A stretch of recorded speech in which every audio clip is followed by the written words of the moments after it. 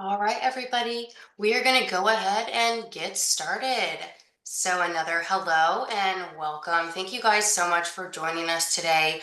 My name is Carolyn Victoria, and I'm going to be your host for today's Peer Exchange webinar. We're really excited to have you all here. We're going to talk all things prompt payment. So, whether you're tuning in from your house, your home, or on the go, we really appreciate you taking the time out of your busy schedule to be a part of this experience. So quickly, I will introduce our infotech representatives, and then I'll introduce our panelists, and then we will kick off the webinar with an overview of a case study that we did on some prompt payment solutions. We really want to highlight the agency insights and some agency best practices of that case study. And then we'll have a panel discussion with our contractors and wrap up with Q&A. Before we begin, a little bit of housekeeping. If you haven't already noticed, you are muted by default. So you can absolutely still engage with us though. Feel free to ask any questions throughout this webinar. You can use the Q&A feature at the bottom of your Zoom screen. And I'll do my best to stop for any additional discussions that may be around a certain panel topic. And then we will address any or as many as we can outstanding questions during the Q&A section at the end. And then the last housekeeping item here before we get started is if you do miss anything or you want to share what you heard or what you learned today, the recording will be available at the end. So let's get started. Again, my name is Carolyn Victoria. I'm a senior product manager at Infotech, and also from Infotech is the amazing Laura Guzman. She is a product training manager, and she's going to be assisting us with any of that incoming Q&A, any technical assistance that you may need, and just generally keeping us all on track. We also have our panelists here today. We have two contractors. First up, we have Terry from Complete General Construction. Terry wears many, many hats, but today we're going to focus on her role as controller at CMC. And CMC is a very large prime contractor in Ohio. So just to give you a perspective of how large this contractor really is as of right now today, she is acting as a prime on over 100 active contracts. We also have Teresa from A&A Safety. A&A Safety primarily works as a subcontractor, I would say probably 90% of the time. Also a very large company working across multiple states with multiple office locations. And so to give you a perspective for Teresa, on behalf of A&A Safety, for Ohio alone, as of today, over 450 active contracts. So definitely a very unique perspective that she's going to bring to us as a subcontractor, not only across states, but also some of those best practices to really hit that scalability on the verification side of prompt payment. So we are really lucky to have these women as our experts today. They're going to be able to provide a ton of really unique insights on how to remain compliant from the contractor's point of view, but also both as a prime and a sub. So another warm welcome. I do see that there's a handful of people that have joined us. So welcome again. My name is Carolyn Victoria. And before jumping right into the importance of prompt payment to kind of set the ground here, I want to talk about who our audience is today. So primarily the audience is comprised of agency representatives. So all the agencies, from my knowledge, have a lot of varying levels of adoption when it comes to prompt payment practices. So some are still kind of determining the best way for their agency to begin implementing prompt payment monitoring, while others have tools and workflows in place. Maybe they're looking to optimize, see some best practices, or just truly understand the impacts to the contractors. So in contrast, our two contractor panelists here today are part of businesses who have fully adopted and fully integrated the prompt payment practices into their businesses. So they really are the experts. So this is a really cool opportunity for collaboration. So while I know that everyone is very familiar with the word prompt payment, we know that the primary intent of prompt payment is just to ensure that contractors are getting paid in a timely manner, right?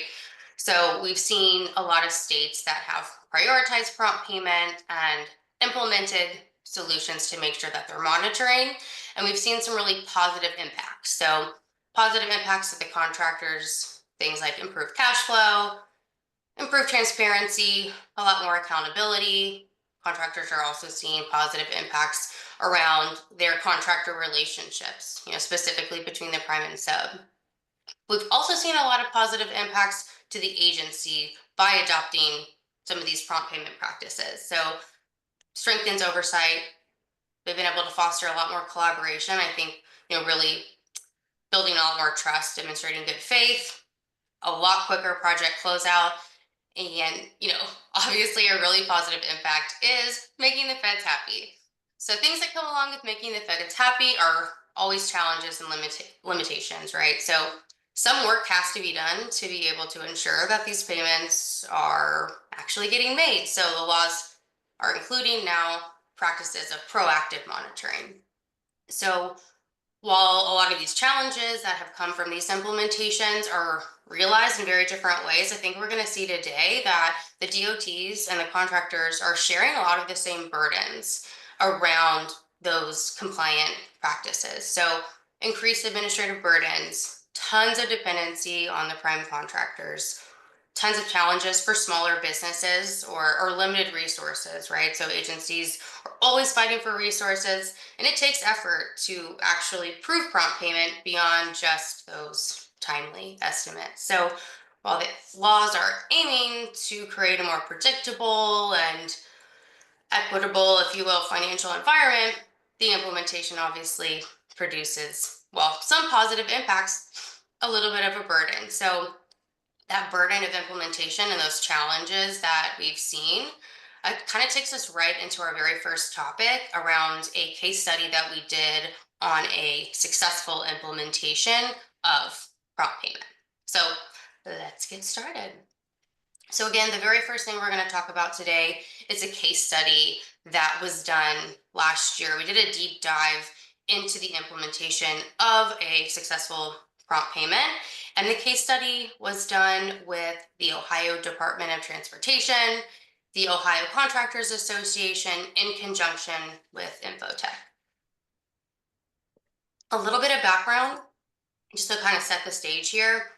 The Ohio DOT had adopted a tool that allowed the agency to produce a lot of robust reporting that they needed to remain compliant. But they were met with some challenges, specifically from the contractor's ability and really willingness to utilize that same agency tool to provide the payment data. And the agencies needed that payment data for their reporting. So while prompt payment was absolutely a priority for them, they were still having a lot of federal regulatory pressures.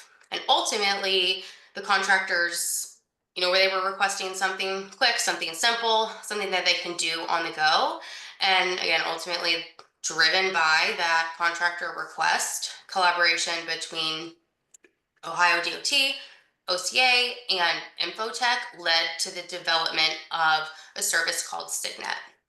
So the development of the Signet service, they did have some very specific goals, and a lot of those outcomes included things like streamlining the payment reporting process.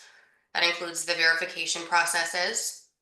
They wanted to make sure that all of their prompt payment requirements were fulfilled. That includes all types of contractors, so we needed to be able to encompass DBE contractors as well. We wanted to increase the transparency and ultimately reduce the administrative burden for both the contractor and the agency. So together we were able to create more scalable experience for the contractors that ended up being a real win-win for both the contractors and the agency. And I won't dive too deep into our methods here, but for the development and testing, it was developed through a very user-centric approach. So we had a ton of contractor input and a lot of collaboration with both the Contractors Association and the agency. We went through a pilot testing phase, demonstrated significant benefits. In fact, both Terry and Teresa our panelists today participated either directly or indirectly during that pilot period. So we really have some firsthand insights coming up. And ultimately, a successful pilot led to a statewide rollout of the Signet service in Ohio. And then just some of the key features and outcomes that were produced was they wanted to make sure that it was easy to use. There was a vast variety of technical expertise. They wanted to make sure that they had notifications. They wanted to know when they needed to take action, and they wanted reminders to take action. They needed to be able to remain compliant on the go. They needed that mobile accessibility. And this was very specific to the subs that are out in the field who aren't working in an office every day. And lastly, that very critically, it had to work with existing agency tools while still providing a very contractor friendly interface and service for them. So, quick results. I'll just highlight some of the impacts here. The case study is really highlighting the metrics of the very first year of adoption.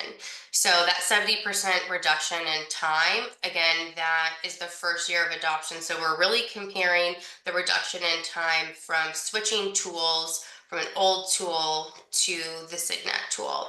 And that's the same here with that 40% increase in subcontractor payment verification. That's a 40% increase after the contractor switched tools. But year over year, after the initial adoption, the average of subcontractor payment verification is just under 98%, which is pretty awesome. And that's an 83% on time verification. So not just verifying, but 83% of on time verification.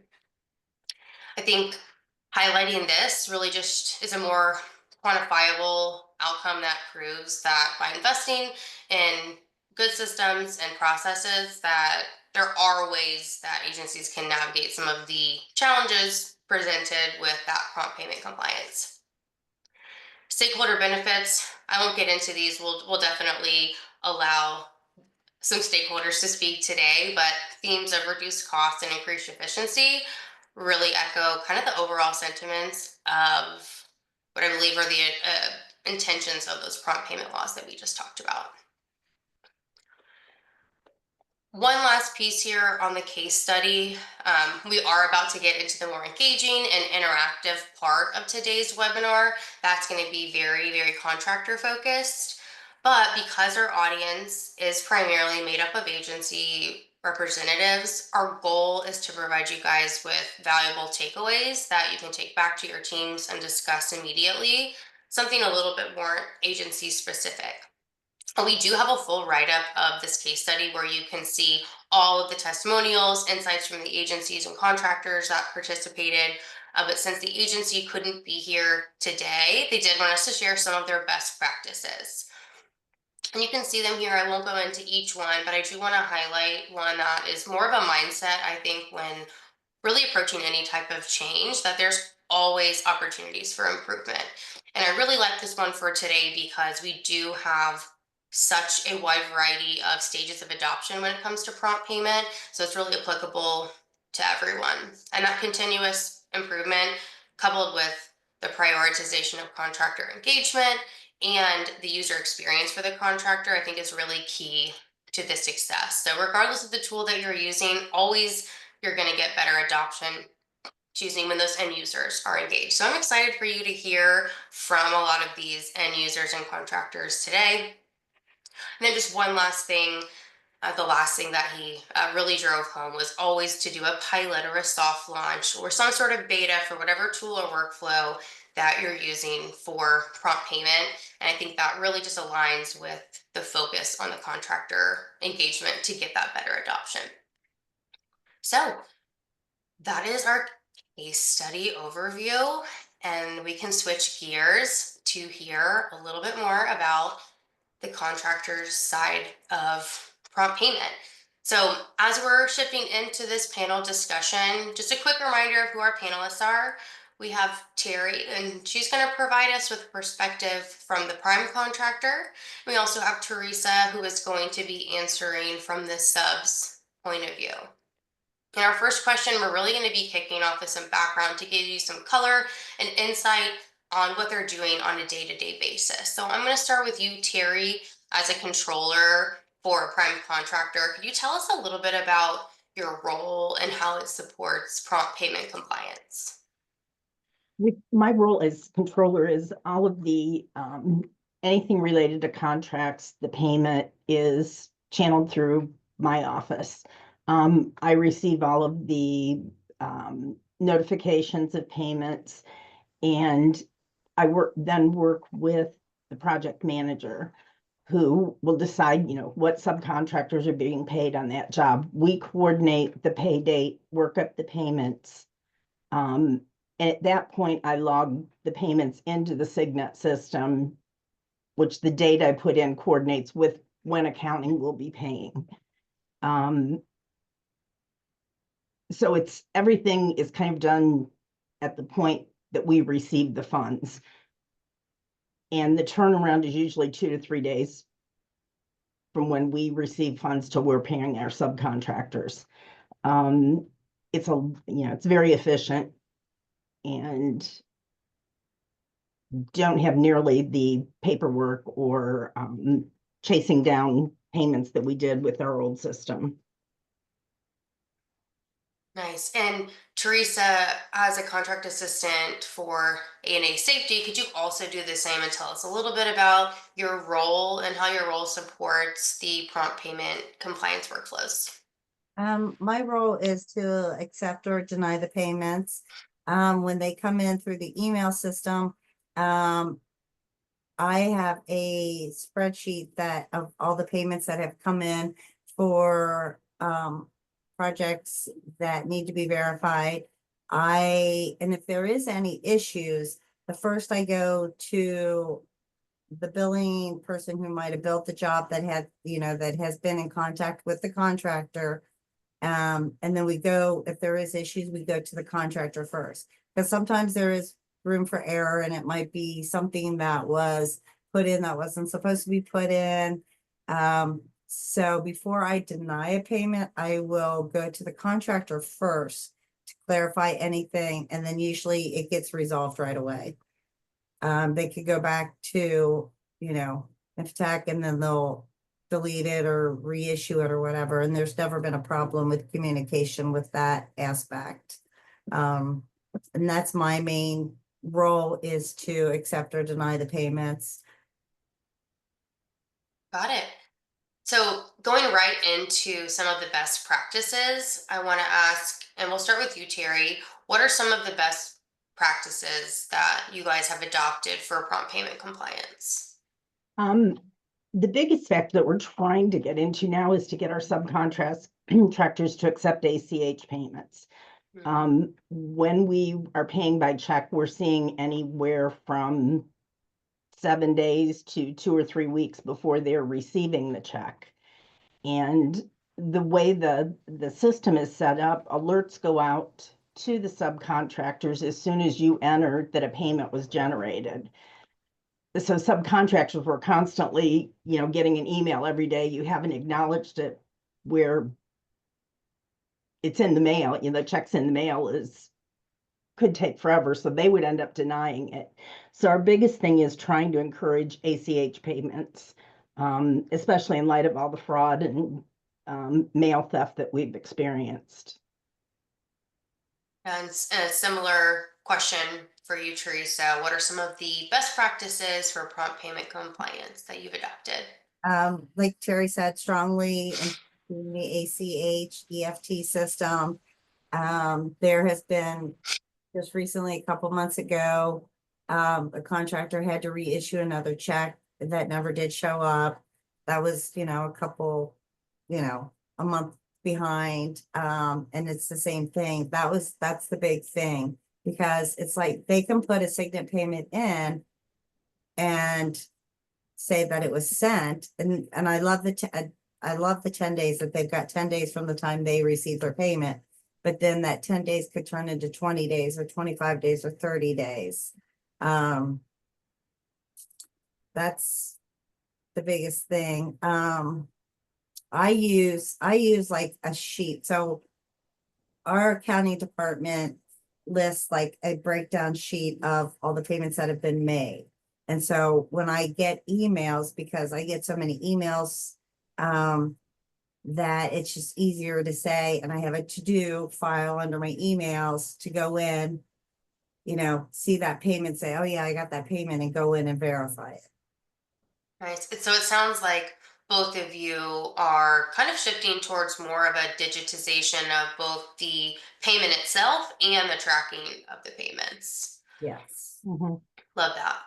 So I know I mentioned this during the case study outcomes that both Terry and Teresa's companies, CMC and ANA Safety, participated either directly or indirectly during the pilot phase. That pilot phase had 4 pilot contracts, and CMC was one of the prime contractors of those 4 contracts. And Teresa, I believe that you were a sub on maybe 2 or maybe even more of the contracts that were in that pilot program. So they have firsthand experience of the development of the tool that they're using in Ohio. So they have a really good perspective of the before and after adoption and what some of those best practices have looked like and evolved. So, Terry, starting with you again, would you tell us what your experience has been using Signet specifically around your transition?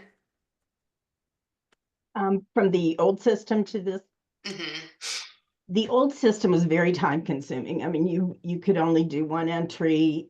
Had to click through several screens, then go back in, sign it. And there wasn't any notifications to the subs that a payment had been recorded. Where this, I can do in 5 minutes what might have taken me a couple hours on the Ashtel system. And the emails are nice. Sometimes they're just a little too many, but we've learned to adapt to the constant emails. So, I'm going to assume the answer is not emails here, but what would you say is your most widely used feature? I guess just logging all the payments per estimate. Yeah, the recording of We the don't do much payment. reporting through Signet, Right. which I understand there'll be some coming in the future, but right now it's just the day-to-day entry of who we're paying. Yeah. So I do just want to give a visual of that to make sure that we're kind of breaking up this discussion as well. So what Terry is speaking to for recording the payments, you'll see a contract specific dashboard and have the option to either import or manually record your payments. The payee will automatically be provided to them. They can pick a DBE type.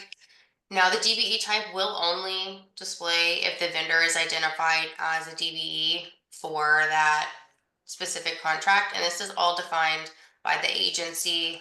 They'll pick a payment type. You can see that here. You'll see that you can add another payment. So you can record multiple payments to multiple vendors all in one screen here. And you record your payment, and then you're done for that estimate. And I'm going to take it back to you, Teresa. I'm going to ask you the same set of questions about your experience when you started using Signet. Any insights into the transition and your most widely used feature as well?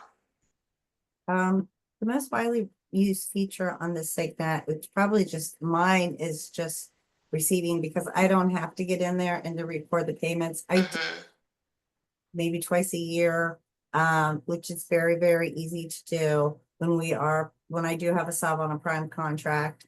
The emails of just my verification of making sure that I don't miss anything is just my to-do list on my emails and just checking them off once I verified it. I've ever since the prior program to now, it has streamlined, like Terry said, from like 15 minutes for me to just click to, going in prior, so it has streamlined the time that it takes to do, to complete, accepting the prompt payments. Got it. And I'll do the same thing here for you, Teresa, and kind of show a visual of what this looks like. This incoming email prompts them to take action. It'll take the subs directly to the screen where they need to take action, put in their option. They can put the date that they received it and quickly verify. You'll have noticed that it's very mobile friendly. On the go was definitely a priority. And then they have the option to record any downward payments. If you needed to record a downward payment, you have unlimited sub tiers. If not, as you see here, you can mark it as complete. We do have a chat, and so let's pull that up here. From David, he says, did either Terry or Teresa work with the original payment tracking method within Ashtor project before beginning trials / use of Signet? So David, just to make sure I understand, when you say within Ashtor project, do you mean via external access to the civil rights and labor portion of subpayments? Yes, okay. So Terry, I see you nodding. I'll let you answer. Yeah, that was the very time consuming, wasn't real user friendly.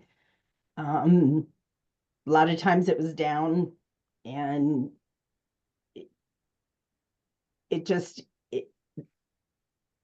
when you were typing in the names of the subcontractors, there might be 3 or 4 options, and you could pick the wrong sub because the sub may be set up under, with Inc., or one might just say company. Whereas within Signet, you only have the subs that have C92s, so you can't enter a payment to an incorrect subcontractor. Yeah, and David, and actually everyone, for reference, Ohio has a C92 form that basically approves a vendor to be on site. And so those approved vendors are the only vendors that are going to display in that payee drop down within Signet. I'm sure the other agencies have similar forms and approvals processes that they have to go through.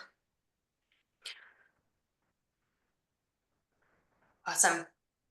Good interaction, guys. I'm gonna shift gears back to the panel discussion. I know that earlier we talked about positive impacts and challenges. So I want to focus on some of those positive impacts of prompt payment from this contractor lens, since they are ultimately the intended beneficiary of this. So Terry, I'll start with you. How has the regulatory compliance around prompt payment positively impacted you and your company? One thing that it has saved on, especially with, for instance, DBE suppliers, on the old system, we would have to provide canceled checks or copies of invoices proving that we actually paid. Whereas with Signet, once they receive the payment, they're going in and acknowledging it. So it saves some time down the road, especially when a job is being finalized, going back, trying to find canceled checks and invoices to send for verification to ODOT. The subs seem to like it because they know when they're getting paid. And it saves, some phone calls and emails wondering, oh, hey, we see you got paid. Why haven't we gotten paid? And Teresa, can you share? Oh, I'm sorry. Yeah, and the way ODOT is set up, when an estimate is generated, they will tell us what subs they're expecting us to pay. So that kind of gives us a guideline of, okay, they're saying A&A was on the job, but they really weren't. So we have to let them know then that MOB goes for 6 or 7 different subs. So that's been the only really drawback with all the subs being listed, because they may not have actually been on site during that payment period. Gotcha.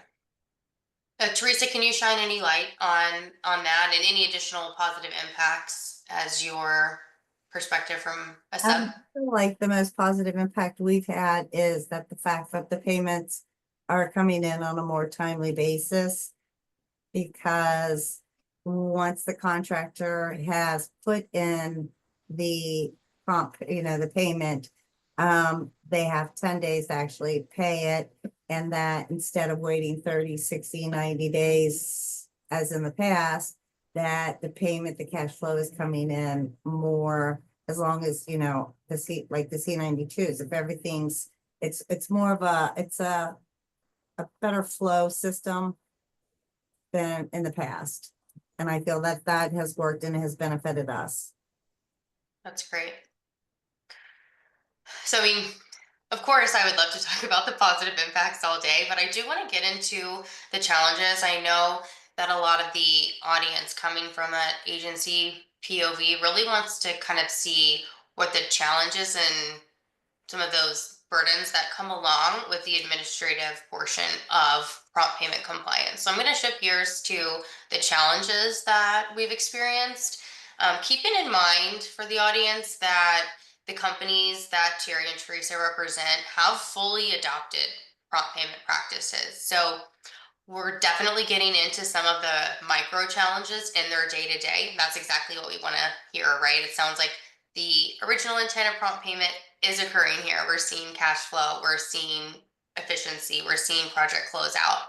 I mean, in preparation for this webinar, there were definitely themes of a lot of premature actions taking around payment activity. So we are going to go ahead and kind of focus on those specific challenges. And Teresa, I'll start with you on this question.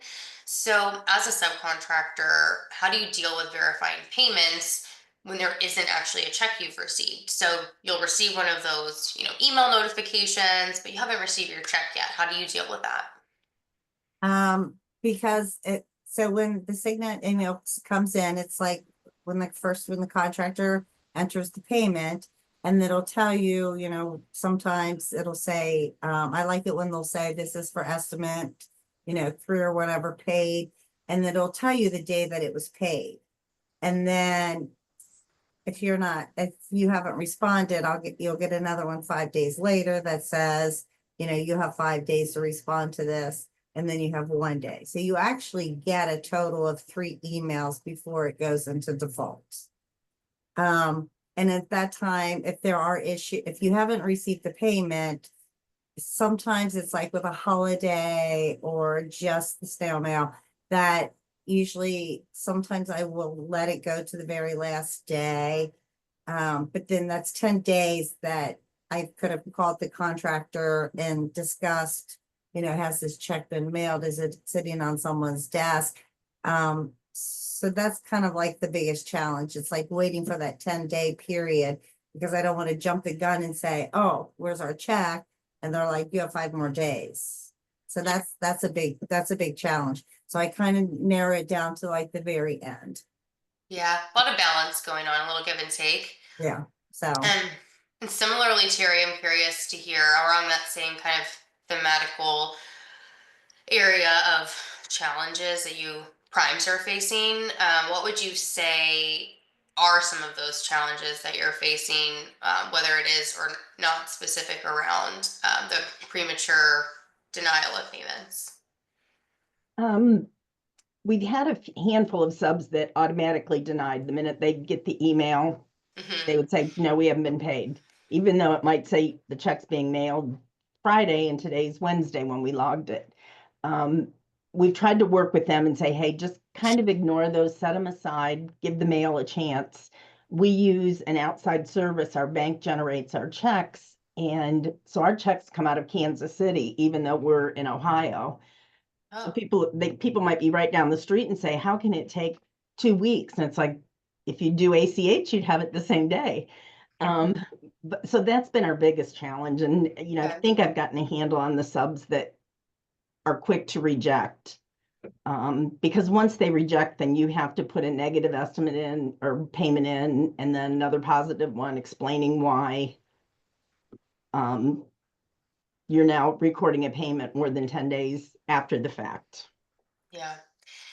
And we can talk about this outside of the webinar, but we do have some new guardrails coming out soon that will not 100% prevent that premature denial of payment, but it will give them pause if they are attempting to say, no, I didn't receive this before their time is up. So this is a really good example of kind of the evolution of some of these micro challenges that we are seeing here.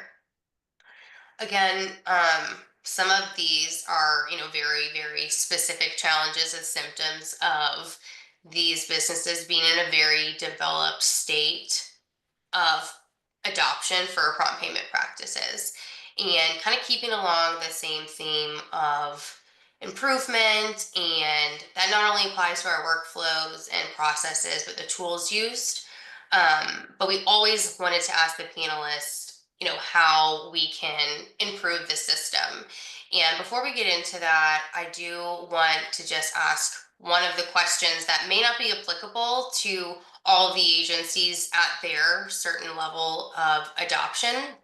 Um, and just so the audience is aware, one of the prompt payment regulations requires prime contractors to be responsible for ensuring that all the downward payments and their own payments are verified. So that visibility is there, but it's just yet another burden that's falling on the primes. Terry, can you give us a little bit of insight in how you're managing to ensure that all your downward payments have indeed been acknowledged? On the screen, when I go in to acknowledge or record payments on an estimate, if there's still open estimates that I haven't closed or marked as final, it'll show like 6 payments went out, 4 are verified. I'll drill down on that and see which subs have not acknowledged the payments. And if I'm paying them on this particular estimate, in the comments, I'll make a note that, hey, you need to verify this payment. If not, future payments we're going to hold up until all of your payments have been verified. That way ODOT is also being notified that, hey, they have, we're aware they didn't acknowledge it. We're putting them on notice, and we will withhold the next payment if they don't acknowledge the prior payments. Yeah. Yeah. So again, this is definitely just something that not all agencies are going to be dealing with this level of minutia just yet, but it's definitely the goal, right? Their adoption level is very, very high. And so as we're continuously approving, we always like to ask what we like to call the quote high five question. So I'll ask this to both Teresa and Terry, that if you could have one feature to make prompt payment easier, what would it be? And Terry, again, I'll start with you.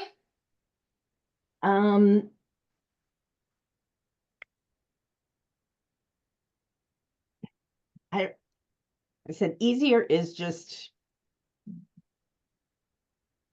the constant emails. I mean, that's my big thing.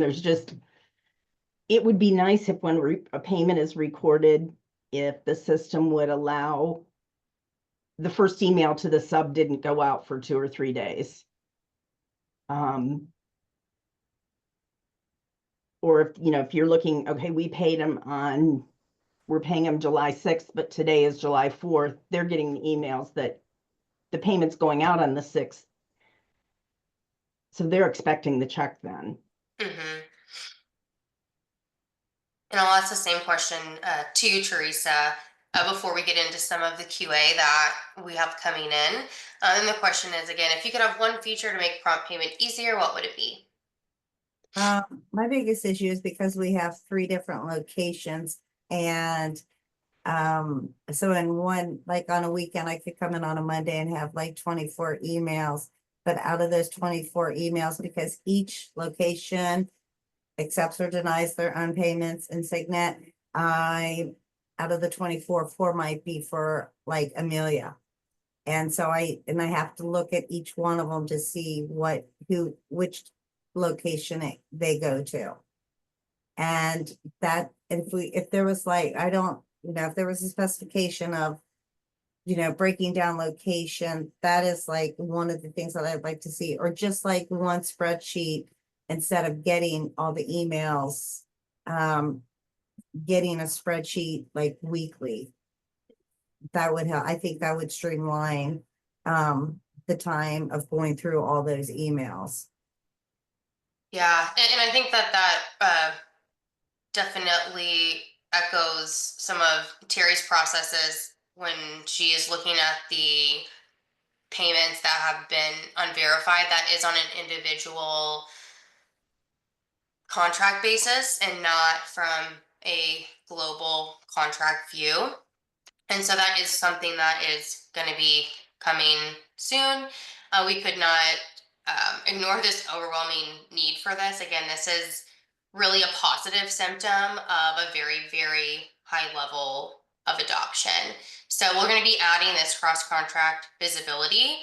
You'll see that you'll be able to export payments on a contract level, be able to see the number of payments verified, and you'll be able to click into that contract and dig into all those unverified payments. And we're really happy that we're going to be able to commit to this and continue to improve as the prompt payment regulations evolve. I do see that we have some QA and questions that have come in the chat, so I'm going to switch to that and make sure that we have time to engage the audience and get some questions answered. So starting with Neil, what has your experience for prompt payment verifications to subs been, and what challenges have you experienced in these instances? So just to rephrase this question, I think that we're asking here, when there's multiple tiers of subs, Terry or Teresa, have you guys experienced more than 2 tiers of subs? So maybe a sub. Terry, have you experienced this yet? We do. I mean, we're also a subcontractor to. Okay. So there are times when we're entering, we're the sub of the sub. So the challenge we have is sometimes we'll receive a payment and the prime has not recorded the payments they've sent us, which then we can't record the sub payments. Right. That happens more frequently than I like, but and it's So especially from the subs that are paying us via ACH. They may not record their payments until 2 or 3 days later. okay. So again, kind of the thematic premature It's activity just around some a of this timing payment. issue. Okay. Got it. I like that. Teresa, have you had any sub payment verifications? I have not. Okay. And then we have another question in the chat here. How does the double payment affect the prime in the long run? Is there an audit? Want to make sure I understand the question of the double payment, and maybe Teresa as a prime, you understand what the double payment is. I'm not 100% sure what I he is think asking. it's when we have to re-enter a payment for one not received. Oh, okay. If that happens, I enter a negative payment with an explanation saying we're voiding out the first payment. Yeah, and I will say that we are in discussions around how we can edit these payments and provide that audit trail so that you don't have to do that double payment. That there is a dependency there on agency specific tools that they're using. And so we do hope that we can make sure that there is not a need for a double payment in the future. But I do want to make sure we're answering both of the questions here. When you do have to do that double payment, Terry, is there an audit, and how does that affect you in the long run? I can answer the question about the audit. There is an audit trail for all of the activity, whether it's a single or double payment. But how might this affect you in the long run? I'm thinking that maybe, and maybe we can get some additional insight on this, is if your contract totals end up being correct. And I think that negative payment amount that you would be putting in does. But Zennia, if you want to add any sort of color here, we can make sure that we're getting your question answered. I think with the negative, we've had people that pay us and it will show up and then take it back or do a negative from that same contract, and it's just another email that you receive and whether you accept it or deny it. Yeah. We have another QA here for you guys. Can you share any of the impacts from the new final rule? I do believe it was back in May that the final rule came out. This is requiring you to not only have prompt payment compliance, but the proactive monitoring of prompt payment. So Terry, Teresa, have you had any impacts from the final ruling? I don't have any because we were already doing the practice of the prompt payment. So it was like irrelevant to us because we were already doing it. Yeah, I do want to just take a moment to appreciate how cool that is. Really a testament to their expertise and level of adoption that the proactive monitoring was already being done. David, we have another question here. How is the Signet service being paid for? So I can kick this off by saying that Ohio, these two contractors here are paying $1,000 flat fee per contract. It is only paid for once by the prime contractor. So in a scenario, let's say Terry is the prime and Teresa is the sub. Once Terry pays as the prime, the subs would get access to that contract at no cost and is a flat fee, and they have access for the life of the contract. So, Terry or Teresa, any insights or comments on this one? No, and the fees paid the first time you ask, the first payment you receive from ODOT. When you log in, that's the point at which you have to make the payment in order to have access to the contract.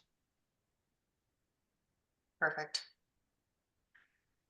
And then another question here, how do you keep up with what type of DBE work is being done when you're recording the payments? And this is a great question. As you saw, at least in the Signet tool, something that you saw on the screen, that the agency is controlling the identification of the vendor when whether they are a DBE or not for that contract. But I'm definitely curious if there's any best practice for this on y'all's end. The DBE's been a little bit of a challenge because some of our contractors, they're suppliers and they provide the labor. We don't break down our payments by material or labor. So I just enter a full amount as a contractor. I suppose at some point down the road, they may come back and want a breakdown of, what portion was DBE material and what portion was. The same with our trucking companies, our DBE truckers. Those we pay frequently, so I tend to enter those just once a month, all the payments we've made that go with an estimate.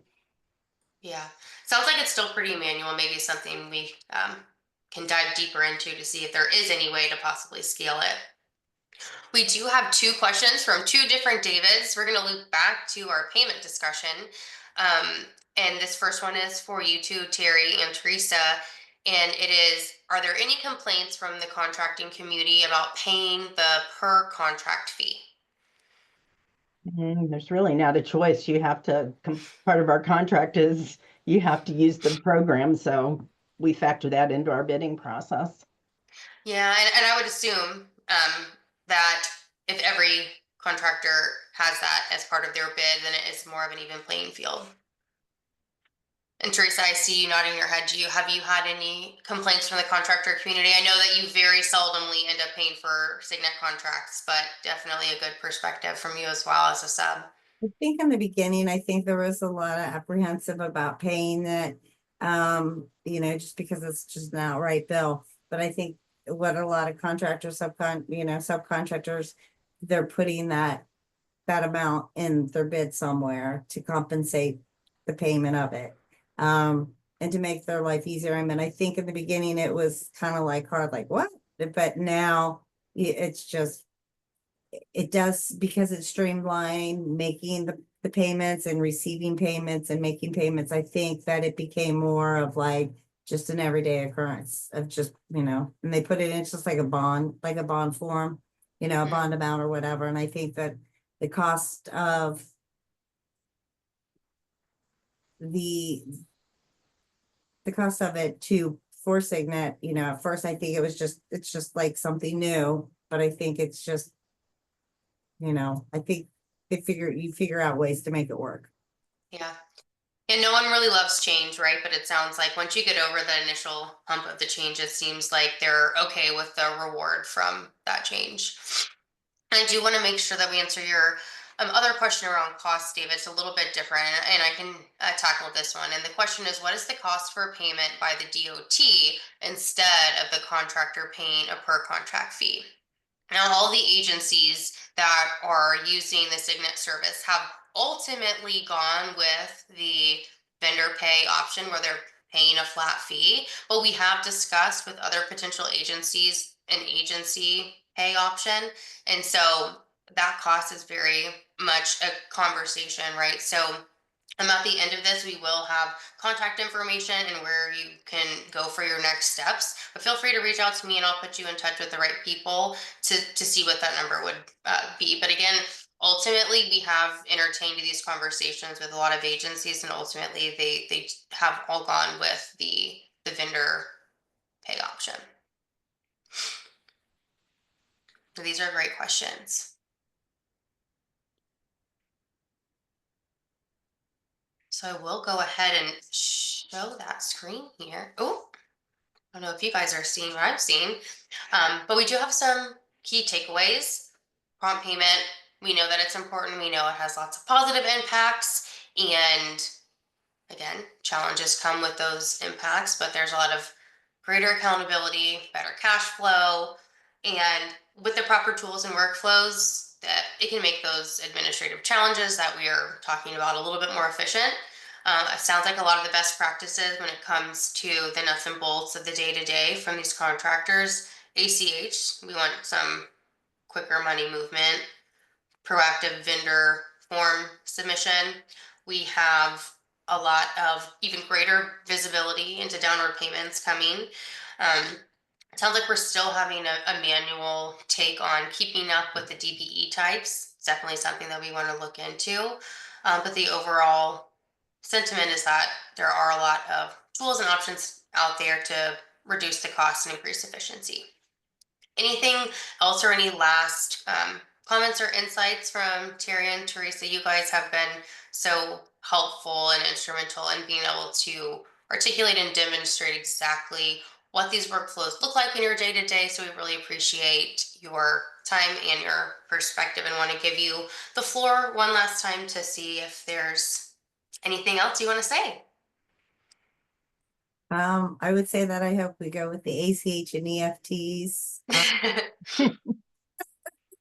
Make our life a little bit easier. Other than that, that would be my only thing. All righty. Anything for you, Terry?